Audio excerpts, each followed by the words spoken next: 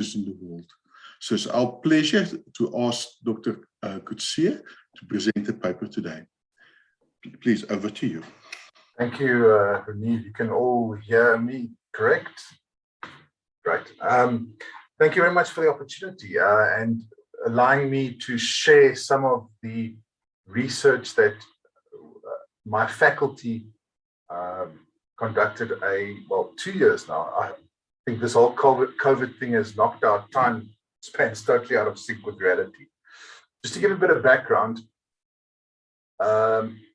late 2018, the dean of our faculty commissioned a task team, or actually several task teams, and one of them was the one that I was asked to chair, which focused on what the impact of the fourth industrial revolution is likely to be on specifically the curricula of degree programs in economic and management sciences. So one must keep in mind that this is now a good 3 years ago. The study was conducted in 2019 and published in a journal, I think it was the beginning of last year, as COVID hit, basically. And so the intention of the paper, the study, was to see whether or not us, well, firstly as a faculty, were offering degree programs that allowed us to be competitive, but specifically in terms of the content and specifically in terms of the skills required by our graduates in a world that is entering the so-called fourth industrial revolution. Now, obviously, COVID hit it in this time as well. And before we submitted it for publication, we incorporated the COVID dynamic into the paper as well. So as a whole, the study focused on the impact of disruption in the broader sense. You got your typical agenda. I'm not going to harp on that. So as I mentioned, the impact of this disruptive environment is increasingly important for universities. How do we compare, not only in terms of how we offer online content and face-to-face content, etc., but also in terms of obviously what we offer. So that was the focus. We thought a lot about how we should find out how competitive we are and how we compare. And we looked at our counterpart, or our competitors in the South African context, and we identified a few, 5 or 6 universities in the South African context. But we also decided just to get a flavor of how the so-called top-tier universities in the world incorporate these 4IR skills-related content in their curricula. So we identified universities such as the MITs of the world, the Cambridges of the world, etc. So I'll give a nice overview of that in a second. But it's important to, as you all know, I mean, I'm speaking to those of you who are obviously well-versed in this world of tech and this world of the fourth industrial revolution and what that brings to the party. And obviously, COVID has just magnified and expedited this whole process. This disruptive environment has made us get to where we thought it would be maybe 5, 6, 7, maybe even 10 years from now. We've been forced to adopt this world of technology and how it's integrated into our personal lives at a much quicker rate. Notwithstanding that's obviously the case in the higher education space. So as speaking on behalf of universities, we had, especially those of us who are predominantly or are residential universities like what we are, University of Free State, face-to-face contact. We use online platforms such as Blackboard, where we disseminate or we give our online content. We have, for example, quizzes. We provide all our material thereon, and we have online chats here and there. We have online discussion sessions, but never to the extent, as you can imagine, where we had to literally become a online university in the space of probably 2 weeks. We had to adapt all our curricula in terms of how we assess, in terms of not only how, but what we assess. And that had many challenges. The first 3-4 months of this was indeed a massive challenge, like it was to all of us in any field, as you can imagine. So this raised many questions in terms of how we do what we do and why we do what we do. Not only on the back of the 4IR, which has had a sort of runway or introduction to us, or part of the narrative for a few years already, but COVID really thrust us into this environment at a huge rate. So dramatic change is inevitable, and what that implies is an increasingly flexible working environment, especially with the integration of technology and the way that we are expected to interact with each other, the way we expect to do business, the opportunities that technology brings, et cetera, et cetera. We as universities had to be responsible. We have to be responsive to this. If we are not, we run the risk of becoming archaic. We run the risk of becoming irrelevant. So the challenge that we face, and any of you that are in the academic environment, I'm sure you'll agree with me, to adapt curricula is not just a case of doing it on the Monday and having it done by the Friday. It is an extremely laborious process that has many box tick exercise that requires a lot of steps, a lot of information, and it takes time. So the challenge we sit is, how do we respond to this world that is becoming increasingly flexible, while at the same time ensuring that we can stay flexible through the way that we interact with our students, but also importantly, in terms of what we offer in our curriculum. Now, we all know that we have challenges in our higher education environment and primary and secondary schooling environment. I've got a few statistics there that I think make my eyes water when I read them. I'm sure for many of you it will as well. Scary, not to say at the least.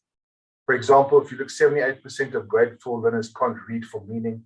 79% of grade 6 maths teachers have subject content level lower than that of the grade 6 learners which they teach themselves. Scary. We are consistently rated, the World Economic Forum's Global Competitiveness Report rated right at the bottom, normally in the bottom 5 or 6, in terms of your typical mathematics, quality of mathematics teaching, etc. Now, entering a world of 4IR where the typical STEM subjects, or sometimes they include the A STEAM, science, technology, education, or engineering, art, and mathematics, these are real problems in a world that is going to be arguably dominated by these sorts of skills. And by no means am I saying that you can't be part of this world of technology, this world of the 4IR, if you are an engineer, if you are a mathematics buff. By no means am I saying that. I think one thing that's not what the study intends to say. What I think we should realize is that technology does bring with it opportunities for the average person, by creating new markets, for example, by allowing them to disseminate their skills. If you think of platforms like YouTube, you all know, people leave their jobs to become content creators. Facebook, Instagram, all these platforms are allowing that opportunity. So in the South African context, given this background, the president has made a few commitments. The Department of Basic Education is also, in terms of integrating robotics, computer skills, coding, etc., which is fine. Now I always tell the story of me going to a school here on the outskirts of Bloemfontein, and it was a fundraising initiative, and the school teacher, the headmaster, took us to one of the storerooms, and there were, I do not lie to you, maybe 100, 200 tablets in their boxes, lying with dust on them that were not being used. And I asked, but why aren't you using this in your teaching environment? And the answer came that we were given these tablets, but we weren't trained as to how we can use them in the teaching space. So it's one thing providing the devices, it's another thing in enabling and empowering. That should be kept in mind. So we have structural concerns. We need, I think, 20 minutes, right? So I think I'll just keep my time. We have structural concerns, and we need to readily allow ourselves to adapt speedily to this, which is a challenge by itself. Now, I've really given the highlights of the paper. At the end of the presentation, there is a link that you can click on to go to the paper itself. You're welcome to read it. I'm not going to go into the actual detail of what, for example, the Harvards, you can see the university, looked at the Harvards, the Stanfords, the MITs, the Oxfords, Cambridge. We looked at UCT, WITS, Stellenbosch, UJ, Pretoria, and then ourselves as well, just to compare, and took highlights out of that in the curricula, specifically important to understand or to take note of, in the economic and management sciences. So it's your typical BCom degrees and or other degrees in economic and management sciences, which have a focus on content or or partly focus on content that is related to 4IR. So just to explain what we define as 4IR content. Modules that deal with topics within the curricula that in their broader sense are expected those to deal with 4IR. Generally speaking, this includes, but is not necessarily limited to modules or section, or typically not sections, but specific modules within the degree related to data science, business analytics, even fintech, in a more specialized sense, but in more specifically, we are looking at technology, the management analysis of data, coding, programming, simulation, digitalization, machine learning, robotics, big data, all the buzzwords, all the words you would expect in any conference or any paper or any discussion when you talk about the typical 4IR environment. So you're welcome to go look at the paper itself to get more detail on that. So what I've highlighted is, and as I mentioned, please, if you want to see what the universities themselves do, you're welcome to go look at the paper. But there are 6 main findings and implications of this study. And in the interest of time, I'm going to focus on that. The first important one is that we all know, and we're still sitting in this environment, basically, or largely, with the 4th wave looming. I mean, I saw the figures this morning, 100% increase from yesterday. It's astonishing. With universities now talking about going back to campus next year, at least we are, talking about going back on a timetable sort of basis. But the question is still, the issue is still, there will be an increasing demand for an online presence. And we know this, specifically for 3 reasons that we highlight. We need to ensure that we stay competitive, because the online space is extremely competitive, and I'll highlight a few things in a moment. From a labor and physical resource point of view, it also provides a potential additional revenue stream, especially if you are considering offering degrees in the online space, which in our faculty, at the very least, we don't do at the moment.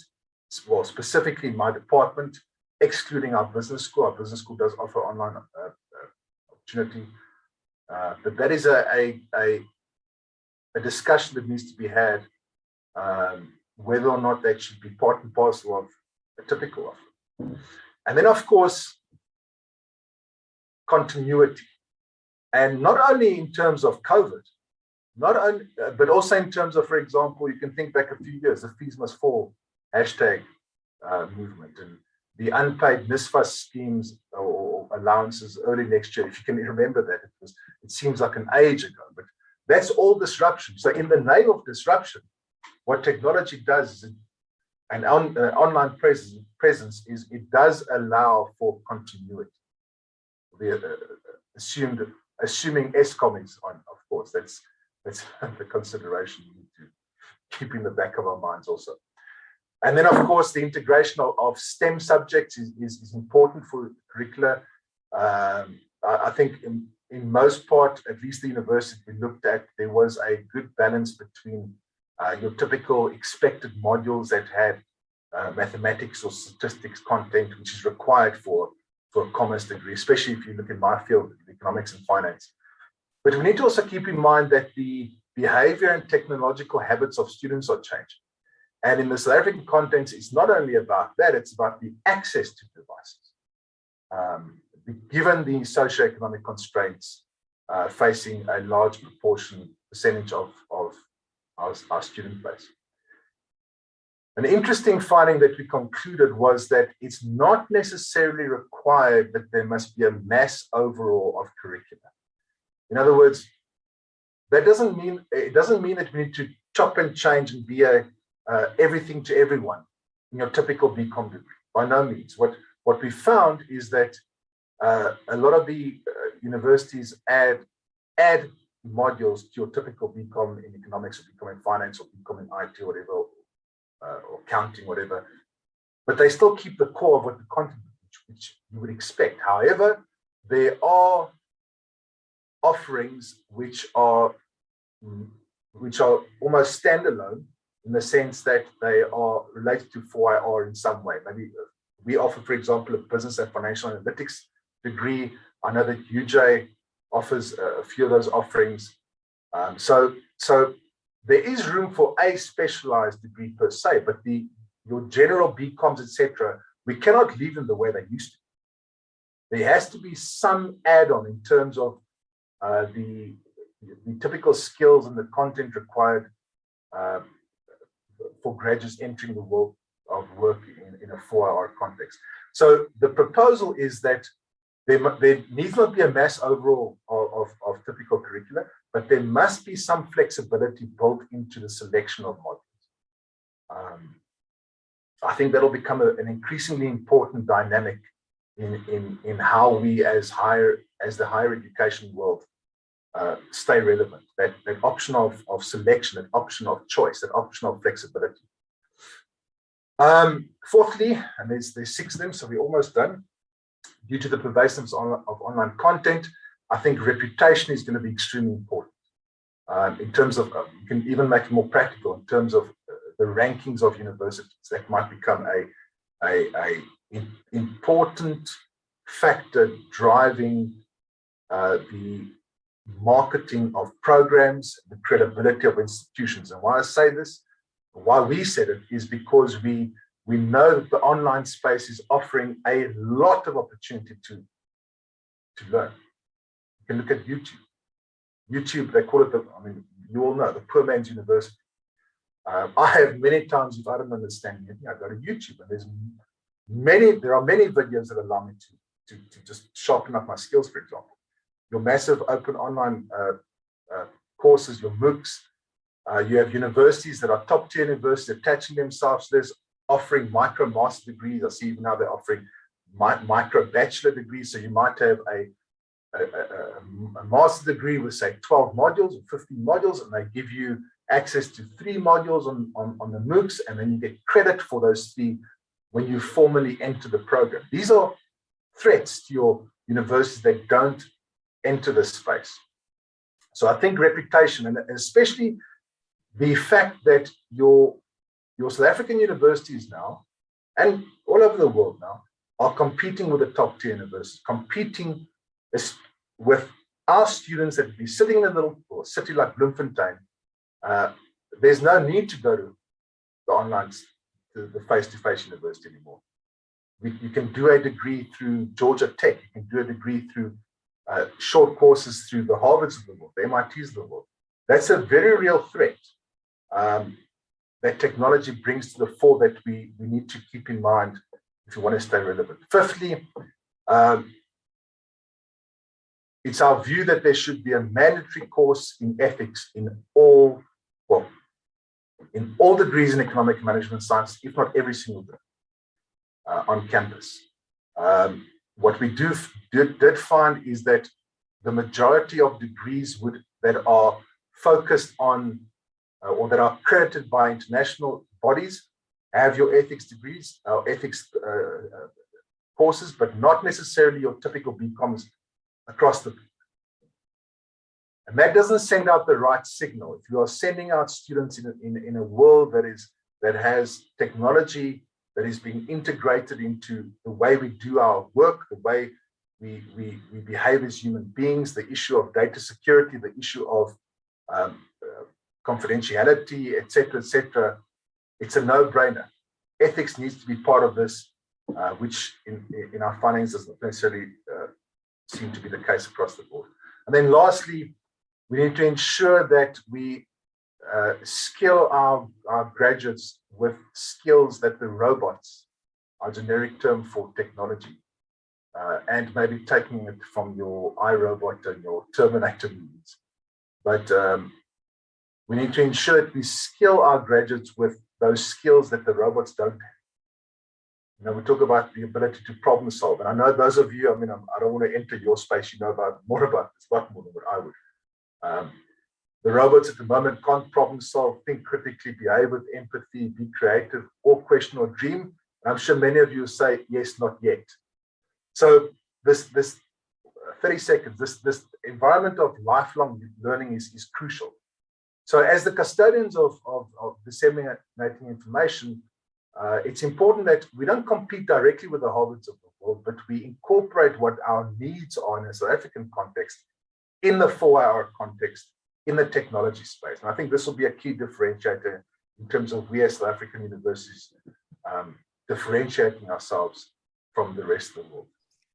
Renier, I rushed the last part there, but I'm done. Oh, thank you very much. What a fascinating talk. I mean, and it fits quite strongly with the future requirements that the South African NREN has, that we will have to be able to cater the additional bandwidth and the different type of protocols that will be required by the universities and the students to fit into this new world. So I just have a quick question, two questions. So the first is, you mentioned in the beginning that we had to jump 5 years ahead because of COVID. So you felt that that change was already on the way. It was just a bit, we were forced to do it a bit faster? Right, absolutely. I think what caught us off guard was, well, I think there were two sides. On the one hand, we knew that we had to be flexible. We knew that we had to integrate technology a lot more in the way that we taught. I mean, I always tell the story that I can sit in a class and my student can Google whether or not what I'm saying is true or not. You know, literally in the class right there. And they can, and very quickly within the space of a minute, he or she can send the fact that I'm talking rubbish on a WhatsApp group, and I lose credibility in that whole class in the space of a minute. Now, that wasn't the case when I was a student. I mean, you believed everything your professors said, right? So technology has opened this world, has cracked this whole world of the availability of information at literally at the, well, not a click of the button, it's the touch of a, I'm trying to sound like the techies here. I know my brother's a techie and he always laughs at me, but it's literally at the fingerprint, right? The touch of a fingerprint. So we knew this was coming, and we knew we had to be a lot more adaptive, but I think we sort of, in a way, and I don't want to speak on behalf of all universities by no means, but, and not necessarily us per se, but we didn't realize how, firstly, how quickly we could adapt, and that if you're forced into the situation, you can actually do quite well. But there are still challenges, and I think the biggest challenge, and I'm sure all of those professors on your panel, your presenters, will agree with me, the biggest challenge we face is with assessments. And I think that's one thing that we will have to look at. But I mean, assuming we come back to a face-to-face environment, hopefully we can deal with that, where it doesn't stay such an issue as what it is at the moment. The second question actually follows up on it. So you talked about reputation. And I sort of started thinking about every restaurant you go, every business you go, if you Google them, you get 1 to 5 star rating. And I know that websites like Write Your Professor is becoming popular. And so do you foresee that universities will also get this 5-star rating from students and even academia to, and that will be more important choice in the future? Well, I think reputation will become increasingly more important, especially if the more reputable universities are able to scale and are able to offer what they offer, which would probably traditionally have been more expensive, but they can offer it in a more affordable package. So I think that in the online space, everything is about rankings. It's all about perceptions. It's all about who's the best, who's the fastest, who's this. You just watch YouTube. That's the general tagline across most of the videos. What's the best camera to buy? What's the best this? What's the that? So, and I think the youth of today are in that mindset, and it's something that we, I think, as educators, need to be mindful of. That we can't, and I see it with a lot of the postgraduate students. It's always a case of, they want to get the degree, but I ask them, but now, what do you want to learn through this experience? Now, it's one thing saying you're going to have your degree at that, your master's degree, your PhD, but now I guarantee you're going to go through a lot of pain before you get that degree. And there's going to be a lot of learning that happens in the process. And I want to tell you that's the biggest lesson that you're going to learn. And for me, that's been my biggest challenge, because it's always about the end game. We talk about the takeaway generation, the immediate gratification. And in teaching and in higher education and in the university space, there's a lot of pain. I use that loosely. There's a lot of pain in the process to get the qualification. And we need to ensure that we package it in a way that doesn't discourage students, but encourages them to look forward to the joys of what getting an education actually. It's not just a case of getting a piece of paper. Thank you very much. This was a pleasure. Fantastic talk, and it fits fantastic within our the domain of this conference. And don't be surprised if you ask me to talk next year again. No problem. Anytime. Good day. Next Thank you, Anir.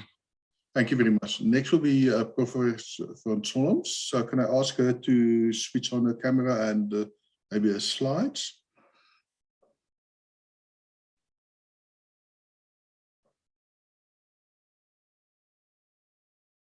Sorry, muted.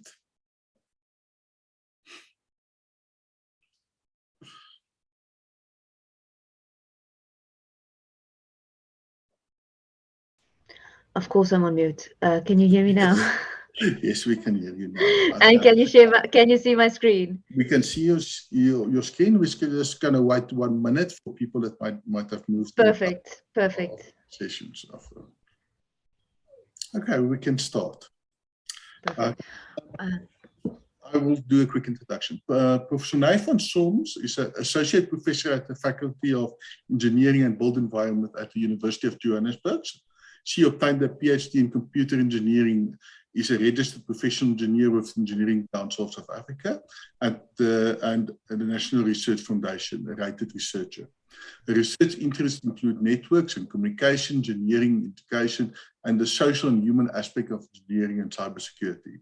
She is actively involved in engineering and community engagement projects within the rural communities. Sune is involved in research relating to cybersecurity-related skills and the competency development for engineers. Thank you very much. Sune, please continue. Thank you so much, Ranir. Yeah, like I was introduced, thank you so much. I'm Sune, and I'm at the University of Johannesburg. So today I was asked to talk about digital signatures. So this was actually a study which we did in 2019. So it was even before COVID hit. And then we started to see a whole lot of more people, not signing something on a piece of paper, but starting to use electronic signatures. And that raised a bit of a question about, changing our ways, not always printing out a document, signing it, couriering it to whoever needs to see it. But now, even with COVID, I think it's even more prevalent where, I mean, all the stuff that I think I signed in the last 2 years were electronic. So I think we've seen a massive uptake in electronic signatures, but with that we've seen a whole bunch of cybersecurity threats in this space. So as this, I think, as the previous speaker said, we were dumped into this online world really, really quickly. And one of the things that we started doing was signing documents electronically. So just looking at the different types of electronic signatures and how you can be at risk if you're not mindful of the insecurities that comes with digital signatures or electronic signatures.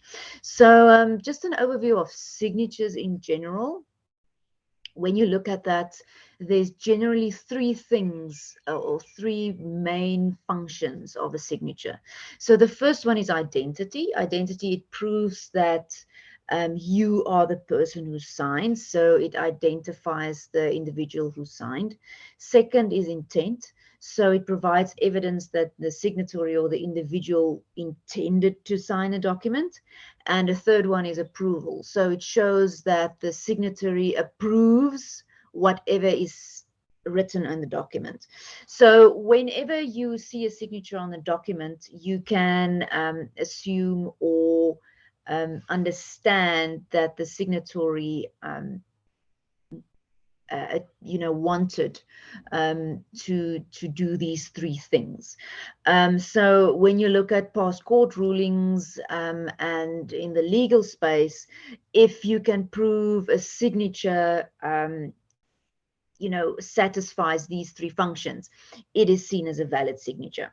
All right, so it is more function over form, in a sense that if it satisfies these three functions, it is seen as a valid signature. So when we look at electronic signatures, we basically in South Africa have two acts that talks to electronic signatures. The first one is the ECT Act, the Electronic Communications and Transactions Act, and it states that an electronic signature is not without legal force and effect simply because it's in electronic form. And the Electronic Identification and Authentication Service Regulation says an electronic signature shall not be denied legal effect simply because it's in electronic form. So what this means is simply because you put an electronic signature on a document does not make it less valid than you physically signing with a pen on a piece of paper. So whether a signature is in digital form on a physically printed out paper, or if it is digital on a manuscript or at the bottom of the email, it is seen as a valid signature unless proven otherwise. So by default, it satisfies those three functions that we chatted about, identity, intent, and approval, unless you can prove the contrary. All right, so it's function over form. If there's a signature on a document and it satisfies those three functions, then it is a legal signature. So like I said, the ECT Act defines an electronic signature as data attached to or incorporated in or logically associated with other data. That other data can be a document.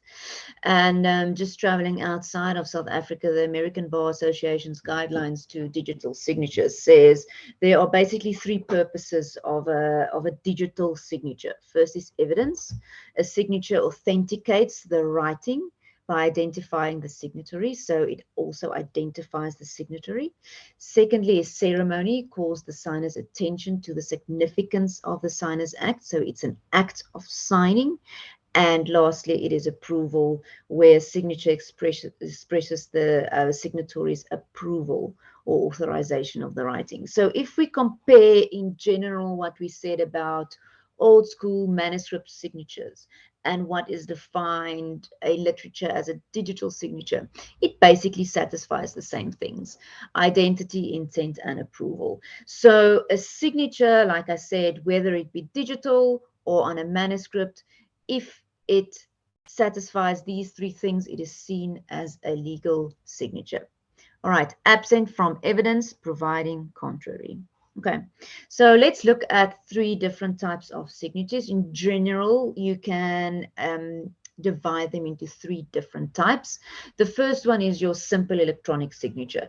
So that is, you know, creating a print screen of your signature, copying and pasting it into signed documents, tick box approvals, like you can see at the bottom, adding your signature to an email or a other document, tick box approvals, typing your name in a box.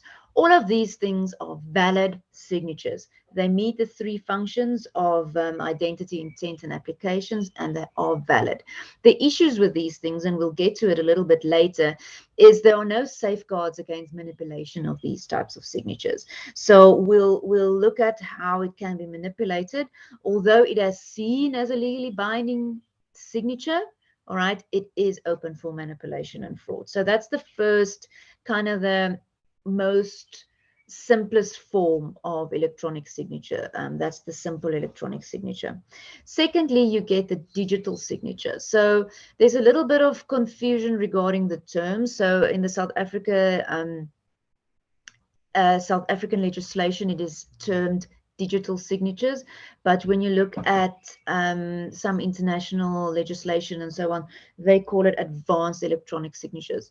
So in this case, we will call it digital signatures, just so that you will understand the difference. But the digital signature is a little bit more advanced than your simple electronic signature, and that's basically just a measure of, you know, breaching or you know, breaching some of the limitations that an electronic signature has.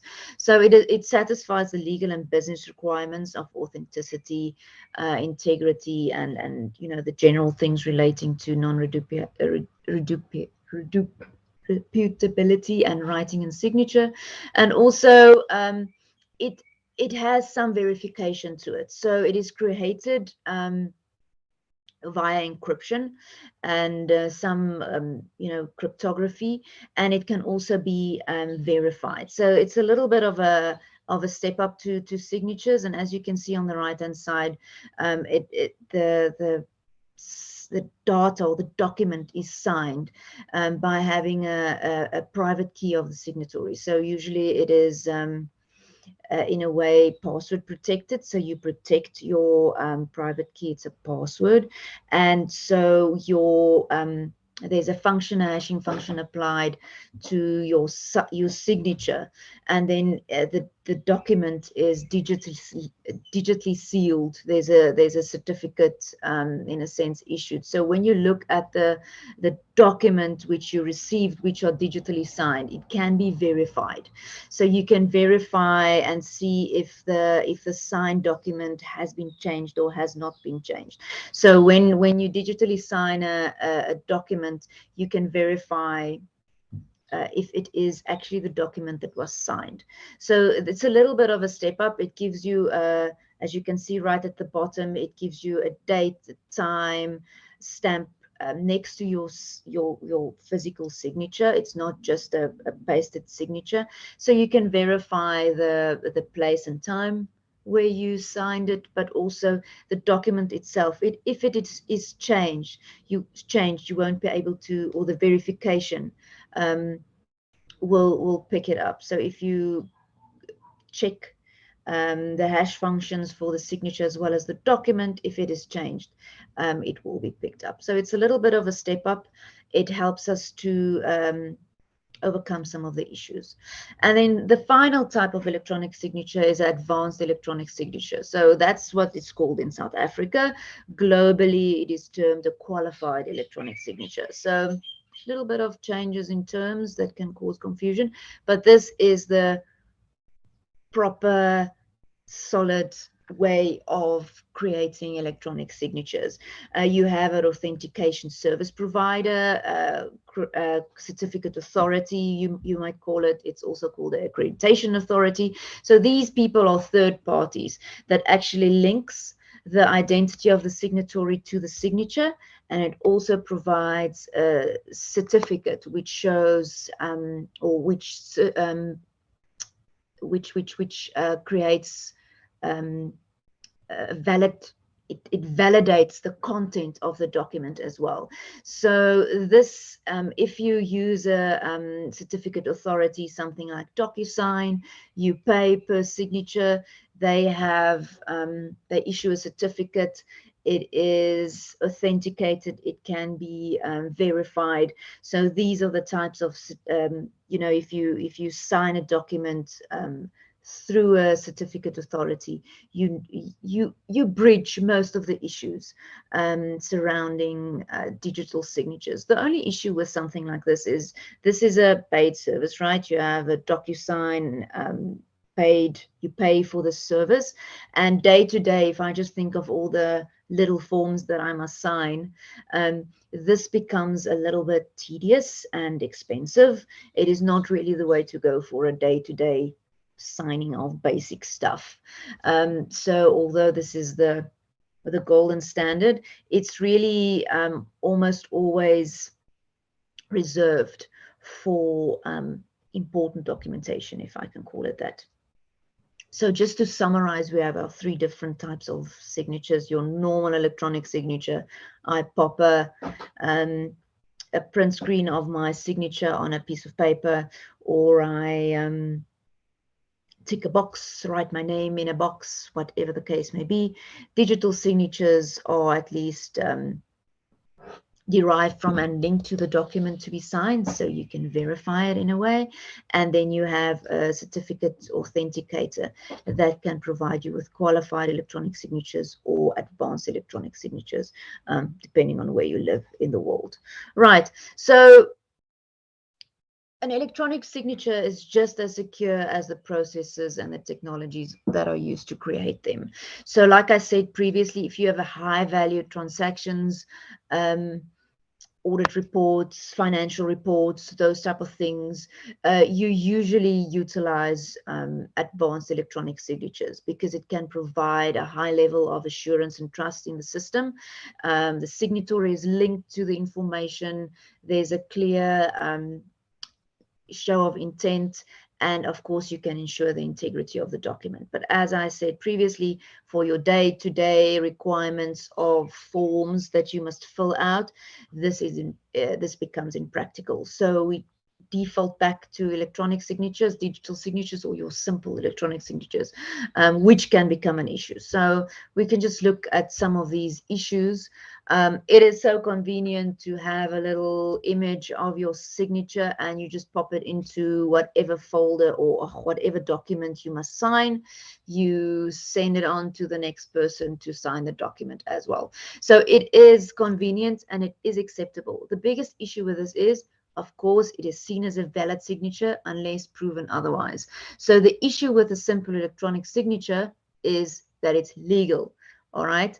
But it's open to a whole range of fraudulent activities. So for example, when we look at our three functions, identity, intent, and approval, all three of these functions can be manipulated. So I must prove that I put down a signature on a piece of paper. It is my signature. The issue is, from a forensic point of view, when I physically signed it with a pen a long time ago, a handwriting expert can actually have a look and see with the flow and the pressure and so on, if it was really me who signed it. The problem now is if you copy and pasted it out of a different file, like the picture shown below, it is very, very difficult to prove that the electronic signature was not inserted by you, if in a case maybe somebody else inserted it. Secondly is intent. All right, if a person has a digital signature on a document, a Word document that can be quickly copied and pasted, or at the bottom of an email, all right, you run the risk of it being fraudulently stolen and misused, because it is so easy to copy and paste. And the last one is approval. If I sign a document, I sign the contents within that document. And if it is in an unlocked document, a document that can be edited or altered, for example, a Word document, it stops nobody to just go and change the content of the document after I have signed. So as you can see, simply copying and pasting a picture of your signature into a document can open you up to fraudulent activities. All right, so we use it, we all use it. I use it as well in my daily job. I think the issue is that we must just be cognizant of the issues, you know, that can come with it. So maybe just a few ideas or pointers is don't put your signature at the bottom of your email, because now you are even distributing your signature wider. It looks very professional and cool, and it's your personal touch at the bottom of the email, but now you are sending your signature wide into the world, and it is open for exploitation. All right, when you pop your screenshot of your signature into a document, don't send it on in a Word or an Excel, an editable file. At least change it to a PDF and password protect your document so that the content of the document cannot be changed. Another thing is that ideally you shouldn't use the same print screen over and over and over again, because I mean, then you lose track of where it was used. Or where you have used it. So ideally also always retain a copy of where you have used your signature. In general, I think from an organization point of view is it must be decided, you know, on what level is a simple electronic signature used or can be used, when is it applicable, when is it acceptable, and when should we think about at least you know, not accepting this anymore. Day to day, yes, maybe, but I think if the risks become a little bit higher content wise of what you are signing, we must start thinking about using you know, at least a digital signature. So a digital signature, as I said, it addresses to a large extent some of the concerns of simple electronic signatures. So when you look at your various functions, when you sign a document, it is uniquely linked to the signatory, but also to the document which you are signing. So any changes in the document, when you look at the third function, approval, it can be verified. All right. It also links the data in the document to the signature. So there's an intent there as well. You can prove intent. So in a lot of cases, I think digital signatures for a day-to-day thing addresses the issues with simple electronic signatures.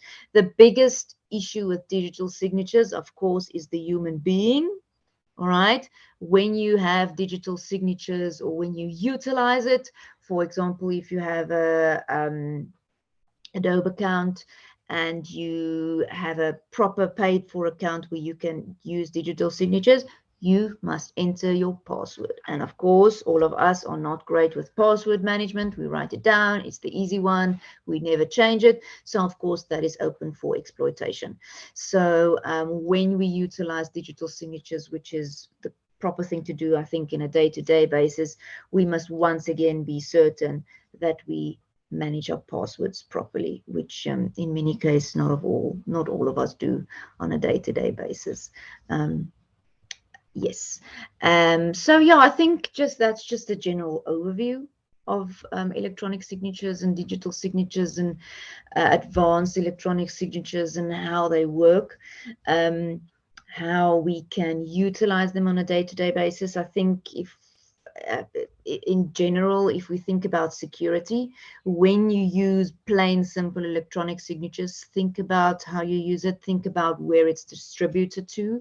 It's your signature, it's, you know, linked to you in this, and how we all understand signatures to what signatures mean.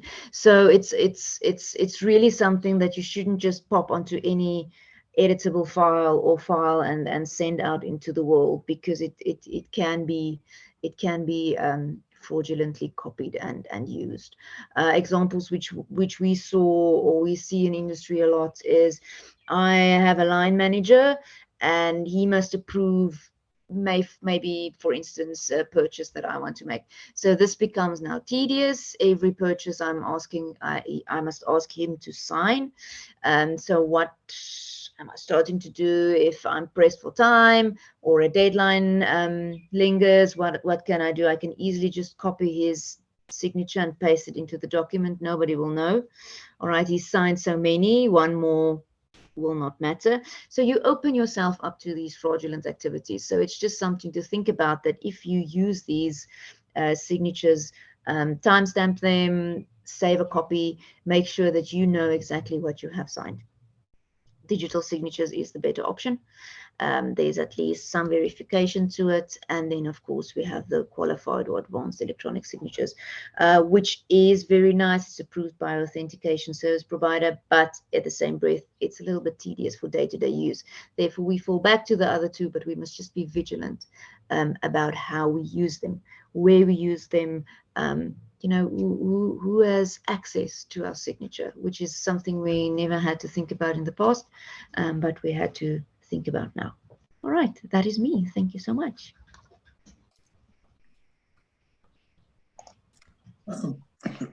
Thank you, Professor Van Solms. Sure, that sort of a scary talk, because if I think of how many documents I just with copy and paste in my signature. Exactly. Yeah, we all do it. And how many documents I received which I can copy and paste the signatures out with minimal effort. And if I remember when I had actions with the lawyers, I actually went to the document and I felt with their fingers if there was it was actually a copy or a pen. That's totally impossible today. I had a problem yesterday where I had an Excel sheet that required to be signed, and I copy and paste my signature in, and now what? So yeah. Where do you see we with this digital signature in 5 years' time?